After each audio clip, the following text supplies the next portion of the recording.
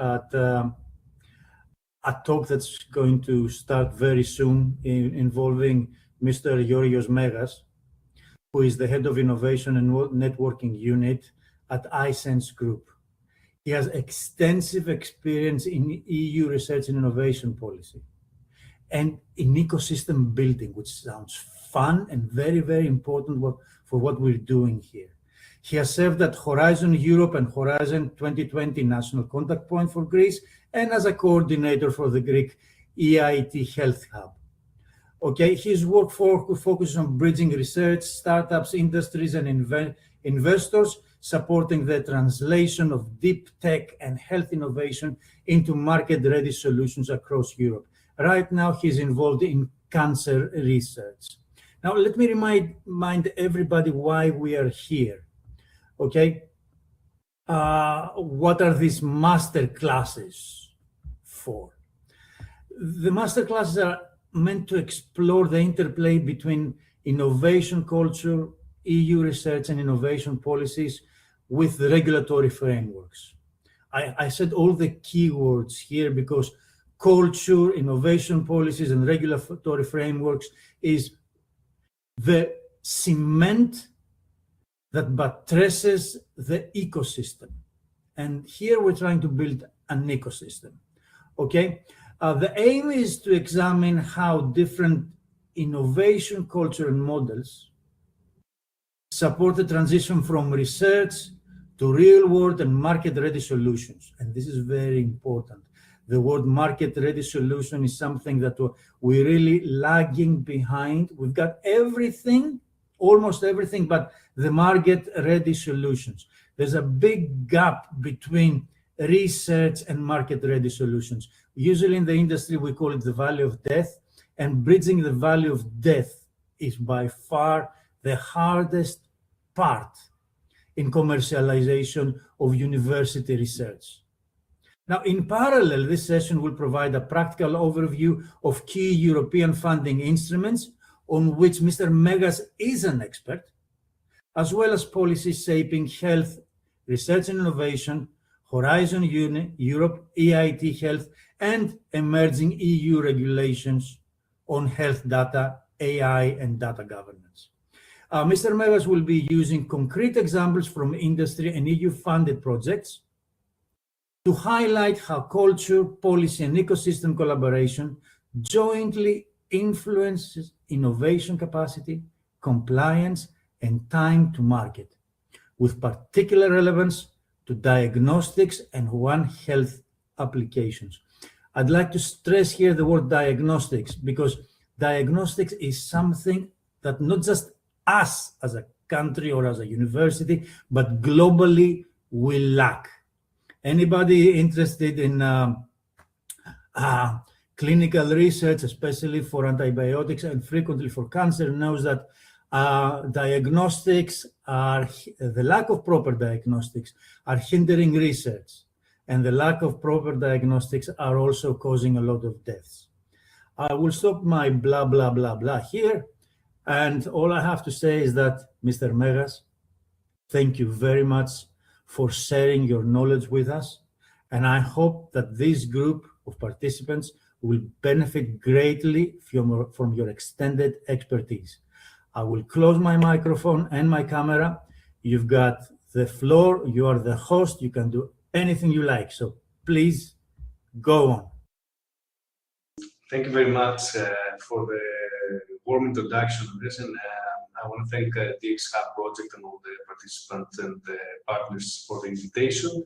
I will start by sharing my screen just in a few seconds. Share the entire screen.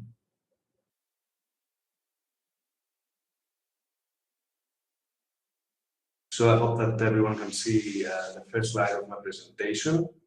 Again, I'm George Megas. I'm head of innovation and networking. So a small correction, my entire, let's say, research group deals with cancer mission and research there, but I have a more horizontal role of innovation working, and I will talk about it thoroughly in the next slides. A few words about the the Institute of Communication and Computer Systems, which is one of the top Greek research institutes linked with the School of Electrical Engineers of the National Technical University of Athens.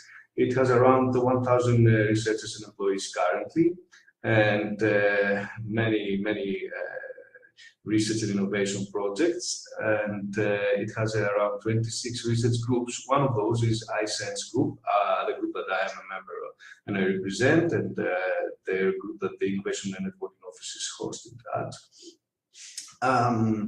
We started doing research from the area of connected and cooperative automated mobility and smart transport to Industry 5.0 and smart manufacturing, environmental earth observation, environmental monitoring, and towards again creating new divisions using smart sensing, which is our strong element, in health technologies or crisis management and secure societies, which are health technologies is our newest division, let's say.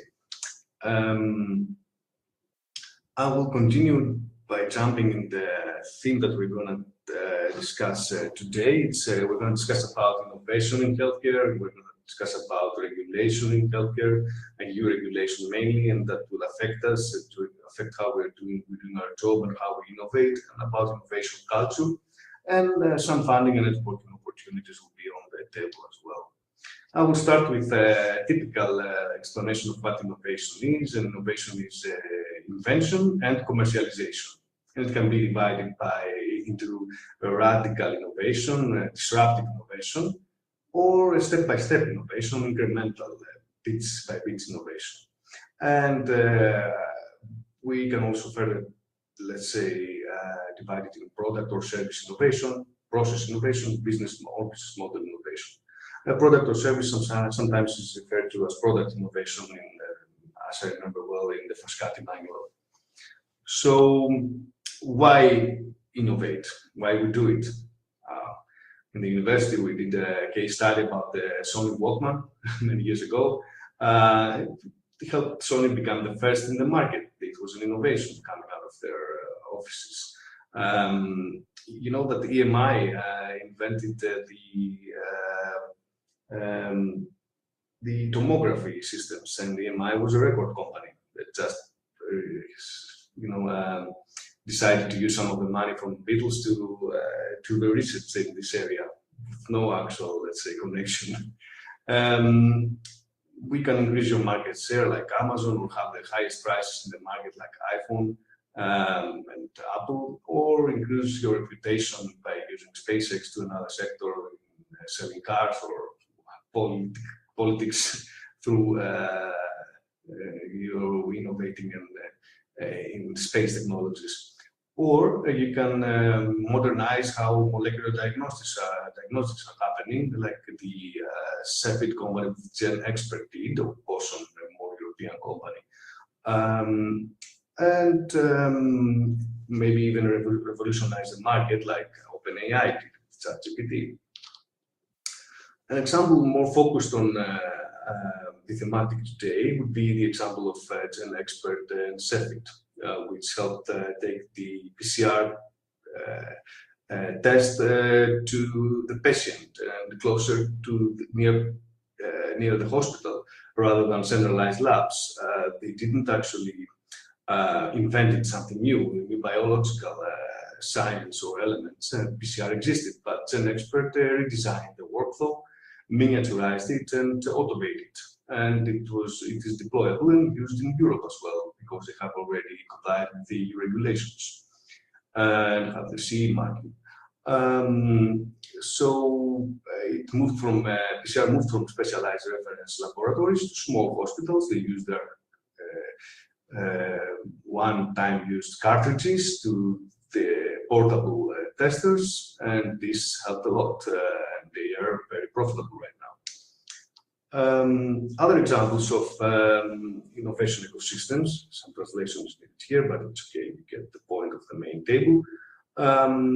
One of the first innovating cultures that we were learning about was the culture of Toyota.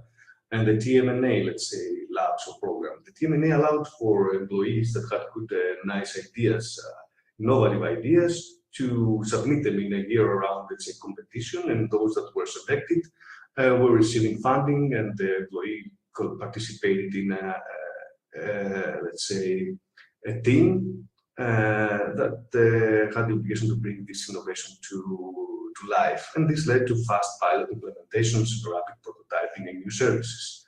Also, Philips, a leader in, let's say, devices, medical devices and imaging, they have their own health suite labs. These health suite labs are co-creating together with the company, those that pay, the patients, and clinicians. So this provides more tailor-made solutions.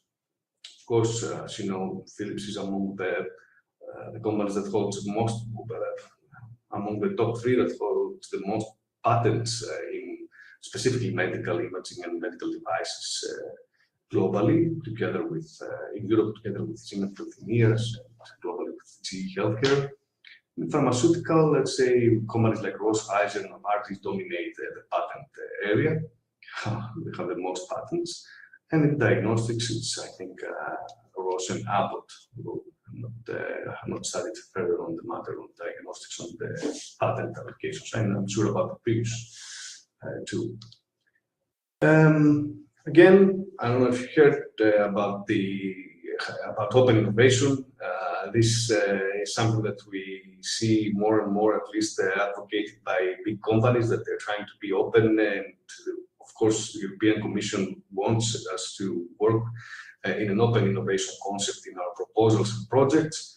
And it is, let's say, divided in the inbound innovation. Inbound means that the company can bring in external knowledge inside. They can bring patents, IP inside, and collaborate within maybe even a startup like AstraZeneca did with, or university that did with the University of Oxford for the COVID-19 vaccine. The outbound innovation, it's actually the exact opposite, and you can push internal assets, or sell your patents, sell your assets, your values, to change the focus, create let's say, another innovative ecosystem, collaborate, or gain cash profits, like IBM did when they sold their PC portfolio in Lenovo, and they focused on AI.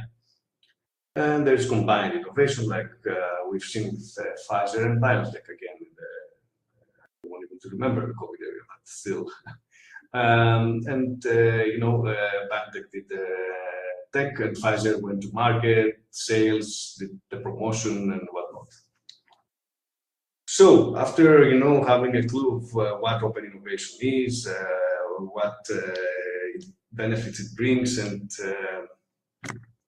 we will move forward to see some, I would say, some things that do not allow us to freely innovate, but maybe sets a framework in some cases that can make us innovate in a better manner, take into account the society and the patients. And I think Europe is moving towards that way a bit more than the more free and open market in USA or Israel or elsewhere. So what regulations are coming, and we will have to abide by them. We will have to take them into account, from R&D projects to real solutions that we try to take to market. For example, the first one that I think it's one of the most important is the electronic health data spaces regulation and platform. I don't know how to say it, but I think regulation and legislation is a correct term, because it embodies a variety of other regulatory aspects. So this will take into account and it will enable more citizen access to their own data, and the use of data, health data, medical data, for public benefit and research. You can, for example, find patient data from another European country when you're doing research in Greece, and it will have to be interoperable, and you can use them correctly if, of course, you go through the health data access body and request of access to this data. It's not going to be just a pool of data that you can reach. You have to get through a process.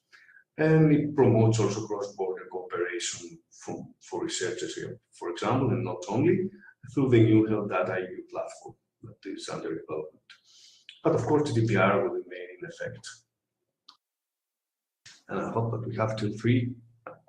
So, other regulations that we have to take into account, of course, is the Data and Data Governance Act for the safe sharing of data, for example, sharing data from wearables, from medical devices, public and private sector.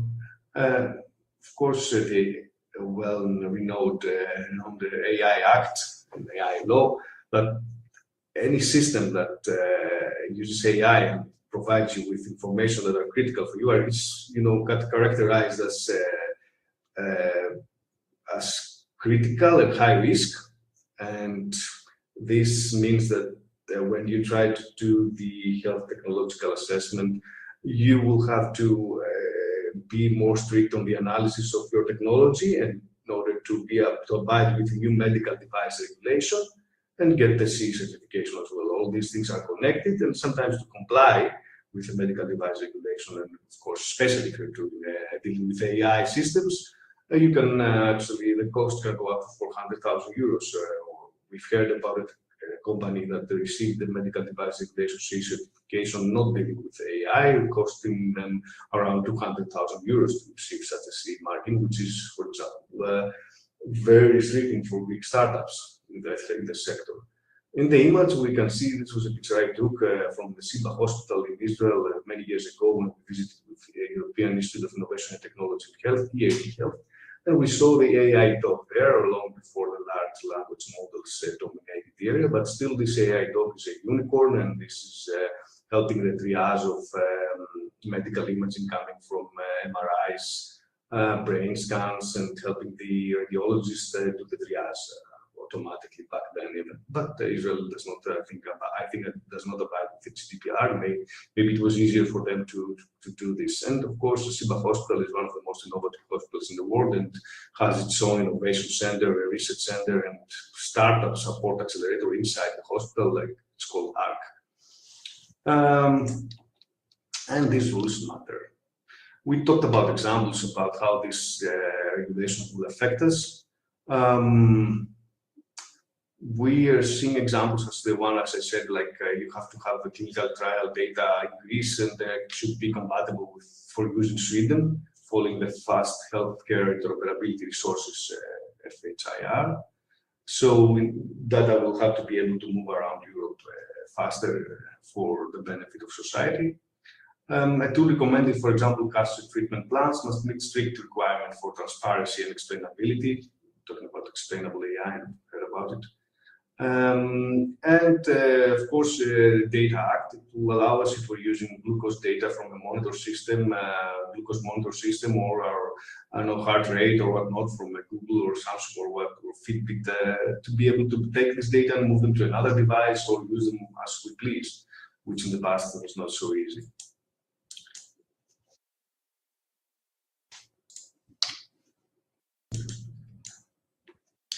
Another framework, we'll soon be done with the frameworks and the regulations, but this one is cool. It is the DiGA framework we already used in Germany and elsewhere. This allows for the doctors in a fast-track process to prescribe to patients digital applications and digital apps and software for their health benefits. For example, an application that will help you monitor your glucose levels. If it is beneficial and it goes through the DiGA process, you don't have to pay it. The German healthcare system will prescribe it to you.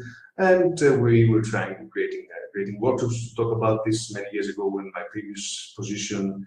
There are videos about how this would work, and we wanted the government to listen and maybe participate in this framework. So I know, for example, a Romanian company that is now able to be prescribed in German population because it has been approved by the DiGA framework. And it's a company that tells you how to do your physical therapy at home and gives you instructions.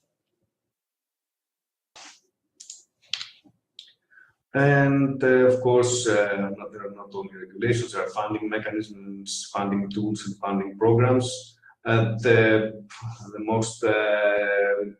biggest one, and I think globally the biggest one, is Horizon Europe, previously also known as Horizon 2020, and it has still 1.5 years left, and then we'll have the framework program for research number 10, FP10.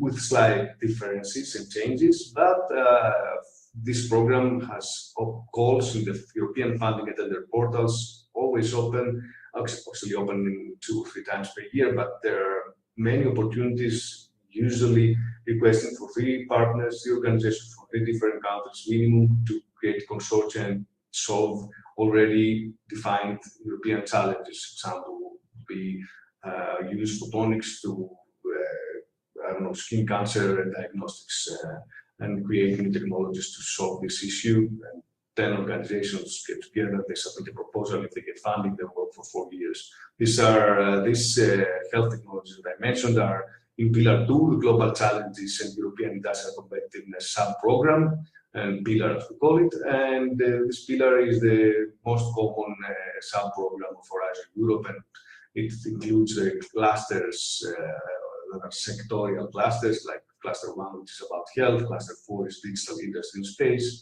and the rest as you see on the image. On the Pillar 1, we have Marie Curie actions, European Research Council. These are for excellent researchers and not usually for consortia.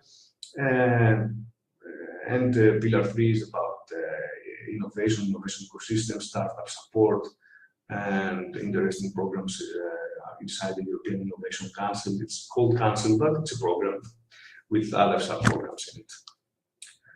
In Cluster 1, the focus is on tackling diseases and reducing disease burden, staying healthy in this changing society, living and working in healthy, promoting environments, unlocking the full potential of new tools and technologies, and everything that can help us live a healthier life. Research around this matter. I think Horizon will cover almost everything.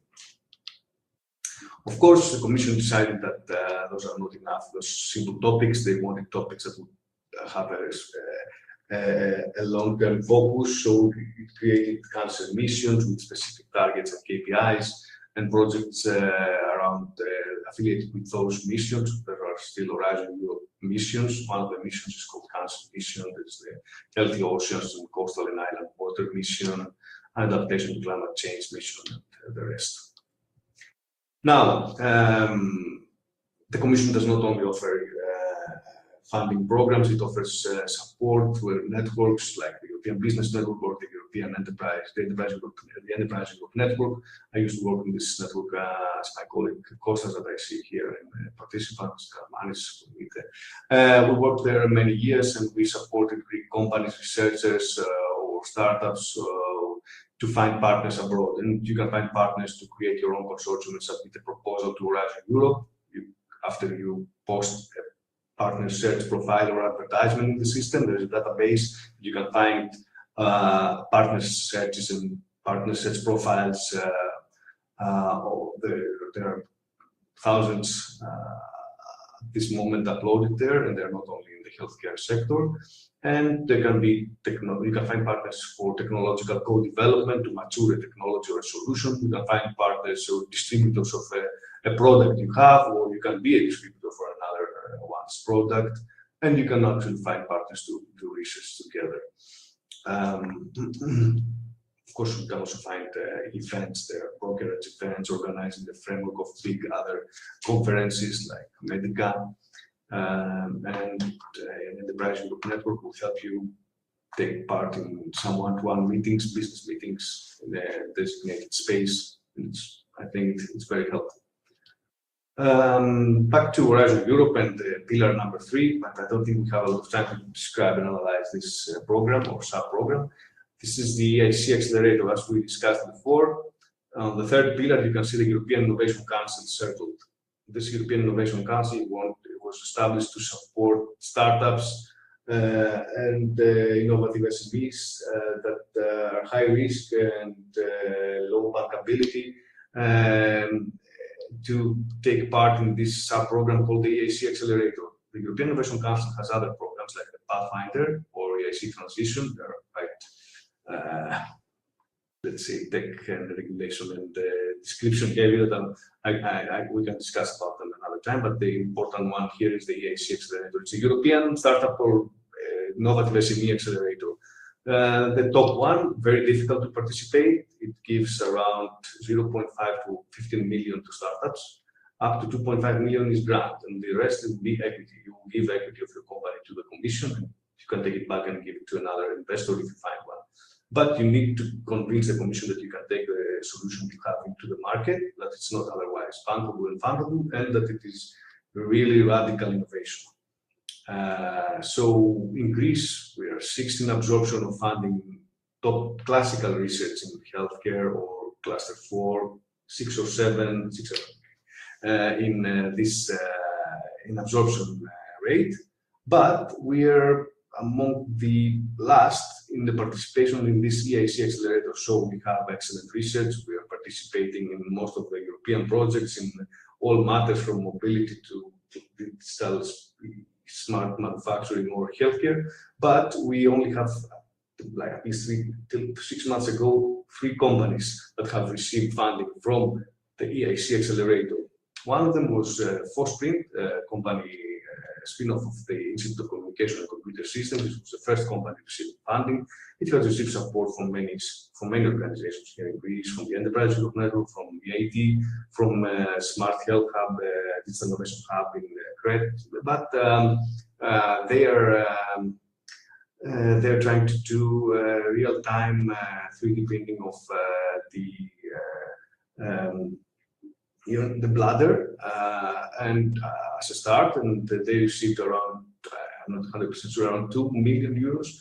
But still, it took them 3 or 4 years to get, because this is the EIC accelerator funding is the grant is around 70% funded by the commission. You need to leverage this to get 30% more. This 30%, it took them like 3 or 4 years to find it from Greek or other international venture capitals or banks, whatnot. This year they managed to complete this funding, and they are going to do great things, I believe.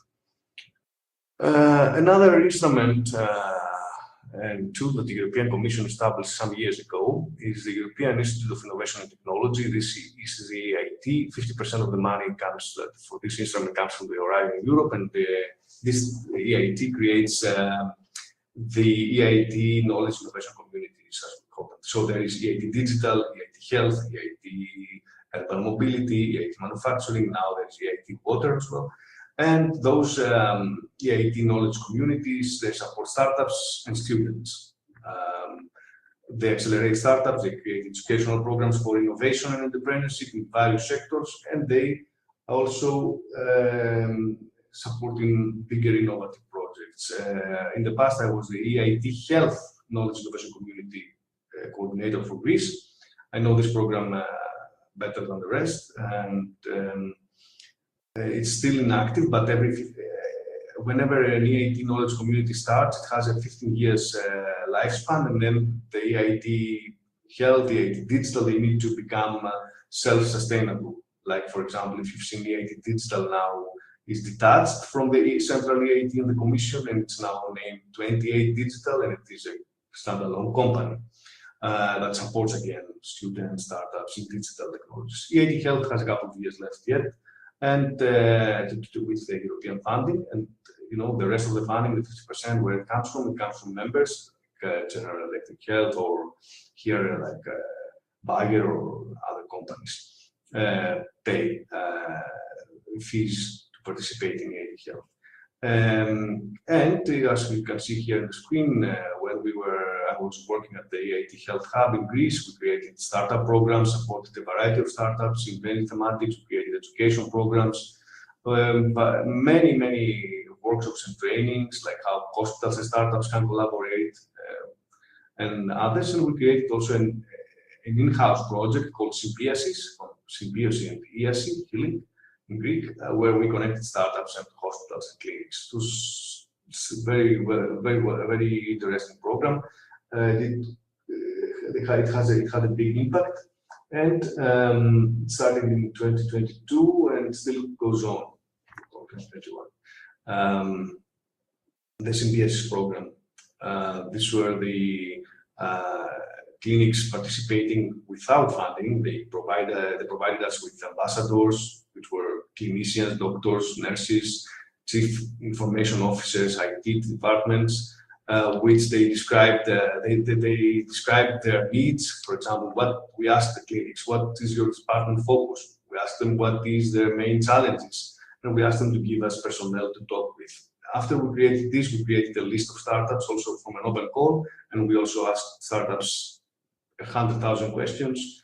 The best question was, which kind of clinic and what clinic would you like to collaborate with? This was very easy, and then we created a matchmaking event, and we connected startups with hospitals. The startups pitched to the hospitals after the hospitals described their pain points.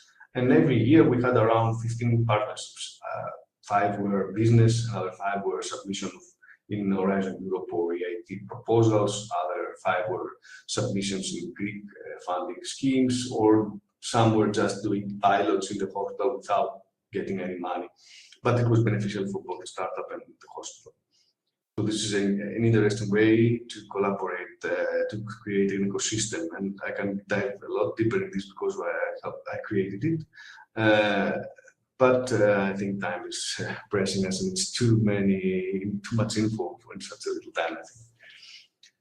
EIT also, as I said, tried to promote the DxHub framework, or they collaborated with the Consortium for Improving Medicine with Innovation and Technology, the CIMIT Consortium, and they created another maturity level framework.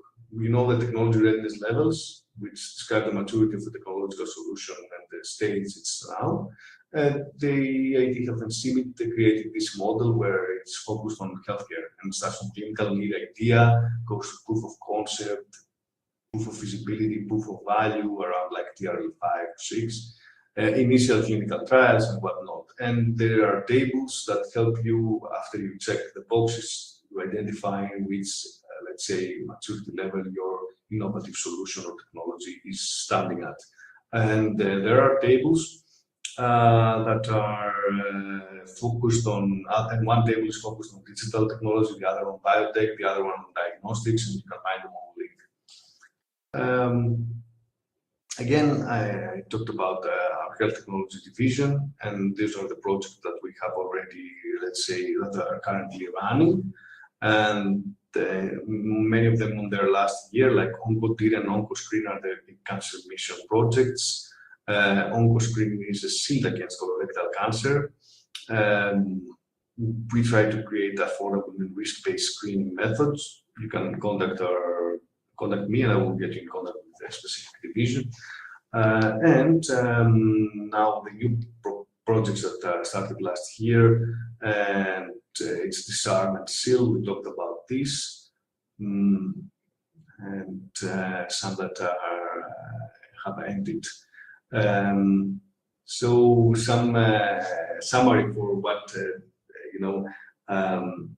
DxHub should help the ecosystem do would be to help increase the scientific excellence, help increase TRL, especially in Europe. We are lagging behind in the maturity in this area, the area of health technologies.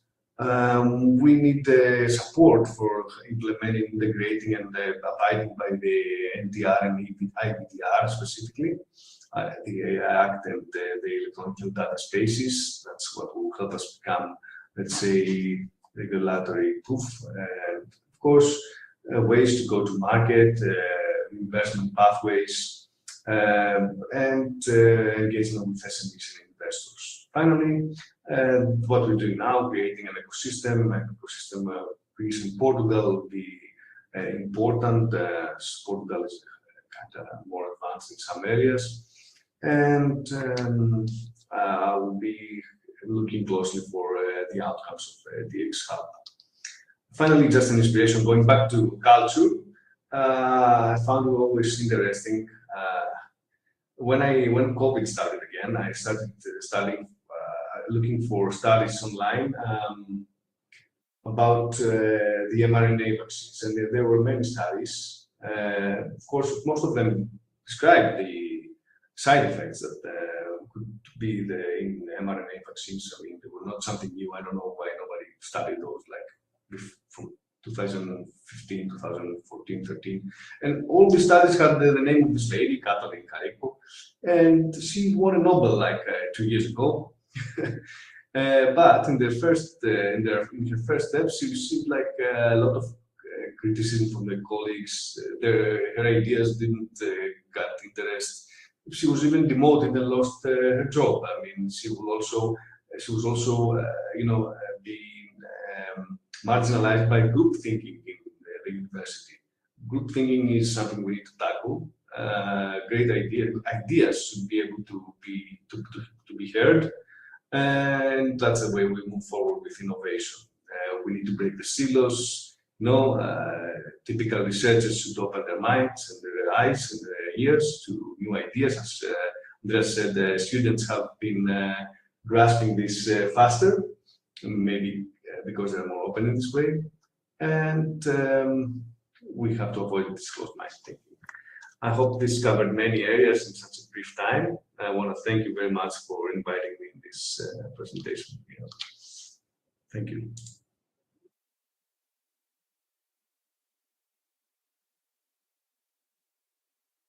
So I think that was it for today. It was a bit finished a bit earlier. I hope I stopped sharing my screen. And if you want to have any questions, I'm here for anyone that wants to ask something. Hi, Ajit. Hi. Yeah. Hi. I think it was maybe for me the most interesting seminar. I have to listen to it again and again because we presented so many tools we can use and so many ways we can actually take our sustainability pathway too. So it's a pity I didn't download the presentation before, but I mean this seminar is recorded, so I will listen to it again. Feel free to share it, and I mean, since it's more of a guidebook, let's say, it can be shared and used for future reference needed. Thank you very much. Thank you very much also for the examples, because these are the most important ones. They make us understand what all these things mean. So I think it was very well pointed. Thank you very much. Thank you, and good luck with the project's activities. And also thank you for putting the DxHub in the last slide, what we have to do now. It's also very good. Thank you. No problem. I think I tried to make it including a lot of aspects, although it wasn't only diagnostic specific. It's not my expertise, but I think it was beneficial for the audience. Mm-hmm. Yes, well, we are working mainly on diagnostics, but there are a lot of possible collaborations, especially with the hospital, because we are both our ecosystems are very closely related with the hospitals. So there are many other things that we can do. And we are looking forward to use some of these tools. Good luck, and if you need any support, I am available. Thank you. So I don't know whether somebody else needs to have a question, or you can turn on your microphones.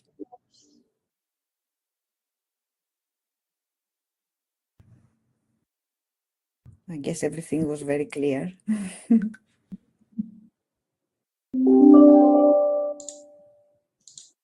Okay.